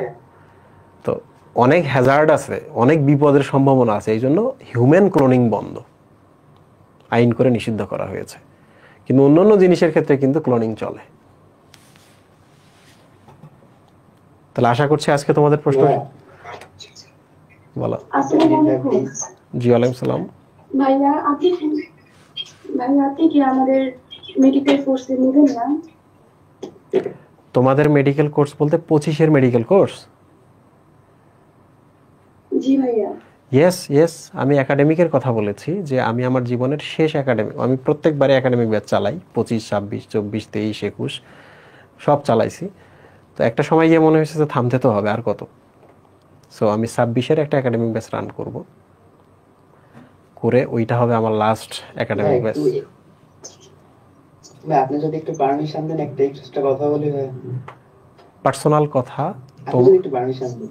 না, তোমার পার্সোনাল কথা না ভাই, পার্সোনাল কথা বলছি না, আপনার কথাই বলতেছি। যেহেতু ভাই আপনার সাথে ওদের সম্প্রতি যে একটা বাজে ঘটনা ঘটে গেছে। No please. আসলে স্যার ওইটা বলতেছি না, জাস্ট আপনার কথা একটু শুনেন। আমি পার্সোনাল লাইফে ইন্টারফেয়ার করব না, শুধু একটা কথাই বলছি। আপনি যেহেতু একটা সিদ্ধান্ত নিয়েছেন ইংলিশ মিডিয়ামে মুভ করার, অবশ্যই আপনার সিদ্ধান্তকে আমি পার্সোনালি সম্মান জানাই, কারণ যেখানে আপনার সম্মান করা হয়নি সেখানে আপনি থাকেন, সেটা পার্সোনালি আমিও চাই না ভাইয়া। এখন শুধু একটা কথাই বলবো, আমরা যে যারা আপনার পাগল আছি, শুধু তাদের জন্য হলেও ভবিষ্যতে অবশ্যই একটা রাজীব ভাইকে সবাই মিস করবে। ভবিষ্যতে যে স্টুডেন্ট গুলো আসবে, আপনি যদি বাংলা মিডিয়ামদের তাদের জন্য কোনো একটা ব্যবস্থা করেছেন, যাতে তারা একটা রাজীব ভাইকে জন্য মিস না করে। আচ্ছা, শুধু এটা রিকোয়েস্ট করবো। আচ্ছা, ব্যাপারটা এমন না যে আমি চলে গেলে আমার থেকে বেটার কেউ আসবে না, হয়তো ইন দ্য প্রসেসিং ওরা আছে, পাইপলাইনের মধ্যে আছে, কেউ না কেউ আসবে। তো আমরা যদি সরে না যাই, নিচ থেকে কারা উঠে আসবে, এটা একটা ব্যাপার। তবে হ্যাঁ, আমি চলমান অবস্থায় আরেকজন রাজীব ভাই আসে নাই, এটা একটা মানে আশঙ্কার ব্যাপার। আমি ব্যক্তিগতভাবে যেটা দেখি, কিংবা তোমরা নিজেরাও দেখো, যে আমি থাকা অবস্থায় আরেকজন রাজীব ভাই আসলে বেটার হইতো। বাট আমার ব্যক্তিগত যে প্ল্যানটা, সেটা হলো যে আমি এই যে 26-এর যে ব্যাচটা, লাস্ট ব্যাচ, এটা 8 থেকে 9 মান্থের একটা জার্নি। ওই সময়টাতে আমি একটা বই লিখবো। তোমরা ডিকশনারির নাম শুনেছো, টিফিন বায়োলজি দেখেছো। প্রথম দিকে তোমাদেরও আমি কিছু কোষ বিভাজনের শীট দিয়েছিলাম। তো আমি এরকম একটা বই লিখতে চাই, যে এটা একাডেমিকের জন্য রেখে যাওয়া, মানে আমার যতটুকু পটেন্সি বা আমার যতটুকু নলেজ বা আরও অর্জন করব, সেগুলো যেন ওটাতে আমি রেখে যাইতে পারি, মানে একটা সাস্টেইনেবল একটা প্রোডাক্ট ক্রিয়েট করে দিয়ে যাইতে পারি তোমাদের। এইটাই প্ল্যান। আর আমি চাই না, আমি চাই যেমন বাংলাদেশের মোটামুটি যত বায়োলজি টিচার আছে, মেজর পর্শনের সাথে আমার গুড রিলেশনস আছে। যেমন তৌহিদ রিজভি, যে রোড টু ডিএমসি, ও কিন্তু গতকালকে ছিল না মহেম, ওর সাথে 5 ঘন্টা আমার আড্ডা হইলো। ওর সাথে আমার দেখো সুসম্পর্ক, শুভ্র ভাইয়ের সাথে সুসম্পর্ক, আরও অনেকের সাথে এরকম আছে, হামিম ভাইয়ের সাথে সুসম্পর্ক। তো একটা সময় গিয়ে না, আরও একটা লেয়ার আছে, যে লেয়ারে গিয়ে কাজ করা যায়। আরও একটা লেয়ার আছে, যে পড়ানোটাই যদি শেষ লেয়ার হইতো, তাহলে কিন্তু মানে কোনোদিন কখনো রিভলিউশন হবে না। আরও একটা লেয়ার আছে, আমি ওই লেয়ারটাতে গিয়ে কাজ করতে চাই। ওইটা আরও বেশি ইফেক্টিভ, এবং আমার ব্যক্তিগত লাইফে কিংবা আমার ফ্যামিলির লাইফে ওটা আরও সেফ, সম্মানজনক আর কি। আমি জাস্ট ওই লেয়ারটাতে গিয়ে কাজ করতে চাই। আর এই যে ভাইয়েরা উঠে আসতেছে, ভাইয়েরা কিন্তু ভালো ভালো ক্লাস নিতেছে। সো নেক্সট টাইম ইনশাল্লাহ তার অভাব কখনো তোমাদের ফিল হবে না। সেটা অবশ্যই আপনার পার্সোনাল সিদ্ধান্ত, শুধু একটা রিসোর্স রেখেছেন ভবিষ্যতের জন্য, জাস্ট এইটা চাওয়া। রিসোর্স হচ্ছে তোমরা না, রিসোর্স হইলা তোমরা যারা ক্লাস করতেছো, আমার ফাঁকা জায়গাটাতে আইসা তো তোমরা লিগেসি ব্যাটন বহন করবা, তাই না? আইসা আমাকে ছাড়াই যাবে, আমি এগুলো দেখবো, আমার ভালো লাগবে। তো তোমরা যদি এই কাজটা না করতে পারো, এটা তো আমার জন্য আফসোস যে আমি কাউরে রেখে যাইতে পারলাম না। বই রেখে গেলাম, ক্লাস নিয়ে গেলাম, কিছু কোর্স ইউটিউবে, কিছু লিকড ক্লাস টেলিগ্রামে রাখলাম, কিন্তু তোমাদের মধ্যে থেকে কাউকে রেখে যেতে পারলাম না। এটার থেকে বড় আফসোস আছে? সো তোমরা এই জায়গায় আসবা, লিগেসি বহন করবা, ব্যাটন বহন করবা, এই তো।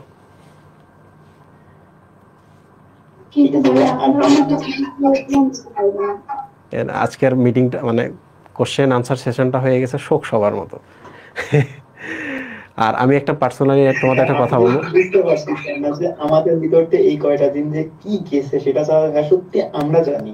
না বিশেষ না করে লাস্টে 10 মিনিট যখন বললেন এই যে ক্লিপ লিক হওয়ার যে কথাটা বললেন, এটা তো এতটা জানতাম না আমরা। এইটা জানার পরে পরবর্তী যে 20 মিনিট আপনি ক্লাস নিয়েছেন, সত্যি বলছে বুকে হাত রেখে বলতে পারি কিচ্ছু মাথায় ঢুকেনি। এই ক্লাসটা আমার এই পরবর্তী 20 মিনিট আরো দেখা লাগবে, এমন একটা অবস্থা গেছে। না না না না, ব্যাপারটা আসলে এমন না। আমার যে ব্যক্তিগত ফ্যামিলি, আমার যে ওয়াইফ খুব অসাধারণ। অসাধারণ মানে হচ্ছে বাইরের পৃথিবীতে কি হচ্ছে না হচ্ছে এগুলো কিছুই পাত্তা দেয় না। কিন্তু আমার চোখে মনে হয়েছে যে আমি এমন একটা জায়গায় কাজ করি যে জায়গায় আমি আমার স্টুডেন্টের থেকে, আমার কম্পিটিটরদের থেকে আমি সেফ না। এই জায়গাটা খুব প্যাথেটিক, পেইনফুল, যে আমার ঘর পর্যন্ত যাচ্ছে ব্যাপারটা। সো আমি সবসময় বলি তোমরা কখনো টিচারকে ফলো করো না। গুড থিংস যে কারোর কাছ থেকেই তোমরা নিতে পারো, তাই না? এখন খারাপ মানুষের মধ্যে ভালো জিনিস আছে। কখনো টিচারকে ফলো করো না। এই জিনিসটা আমি অনেক ক্লাসে কিন্তু বলছি, দেখবা যে এই জিনিসগুলো কেউ বলে না। আর একটা জিনিস আমি তোমাদের বলবো, কখনো কোনো ক্লিপ তোমার যদি কোনো জায়গায় ভালোও লাগে এগুলো কেটে শেয়ার করার দরকার নেই। আমি পার্সোনালি এটার পক্ষে না, কখনোই না। ভাইয়া হ্যালো ইডিয়টস কি অফ করে দিছেন ভাইয়া? না না না না, হ্যালো ইডিয়টস আমি অফ করে দিই নাই। বাট আমার কাছে আমি একটা নতুন প্রজেক্ট করতেছি, হ্যালো ইডিয়টসের একটা আপগ্রেড ভার্সন। আমার কাছে মনে হয়েছে ওইটা বেশি ফিজিবল। ওইটাতে না বাসায় বসে তুমি ওএমআর এক্সাম দিতে পারবা। মানে ওইটাতে তোমার অনেকগুলো শ্রম বেঁচে যাবে। ওইটা তোমার একটা মোবাইল ওএমআর মেশিন হিসাবে কাজ করবে। ওইটাকে তুমি সবসময় এক্সাম হলের ফিল দিবে। তো আমরা এই ধরনের একটা প্রজেক্ট ক্রিয়েট করছি। এইটা এই যে 1 তারিখে রিলিজ হবে। তো 1 তারিখে গেলেই তোমরা বুঝতে পারবা যে হ্যালো ইডিয়টসের থেকে কেন আমরা বেটার দিকে মুভ করতেছি। ভাই লাস্ট আর একটা কথা বলে যাবো শুধু, আমি ভাইয়া যশোর থেকে city college, Jessore government city college থেকে বলতেছি। তো এই একটা বাজে পরিস্থিতি যে আমি পার্সোনালি হয়তো আমরা যারা আপনার ফ্যান আছি তারা হয়তো আপনার সাথে সেইভাবে লড়তে পারলাম না। তার জন্য ভাই আমাদের ক্ষমা করে দিন প্লিজ। শুধু একটা চাওয়া। না না না, অনেকেই ইনবক্সে খুব চমৎকার চমৎকার মেসেজ করছে। তারপর হচ্ছে অনেক টিচার মেসেজ করছে, পাবলিকলি কিছু বলতে পারে নাই। মানুষজন তো গালি টালি দিতে পারে যে ভয়, বাট ইনবক্সে মেসেজ করছে। তখন আমার মনে হয়েছে যে না, অনেক মানুষ আছে যারা আমার কথা ভাবে। ওইটাই তো না। Thank you. এগুলো না আমরা কথা বলবো না। আমরা হয়তো এইভাবে ফাইট দিতে পারিনি, আপনি জাস্ট ক্ষমা করে দিন যদি কোনো ভুল থাকে আমাদের। ভুল যখন করো নাই কেন ক্ষমা চাও পাগলা? আল্লাহ হাফেজ।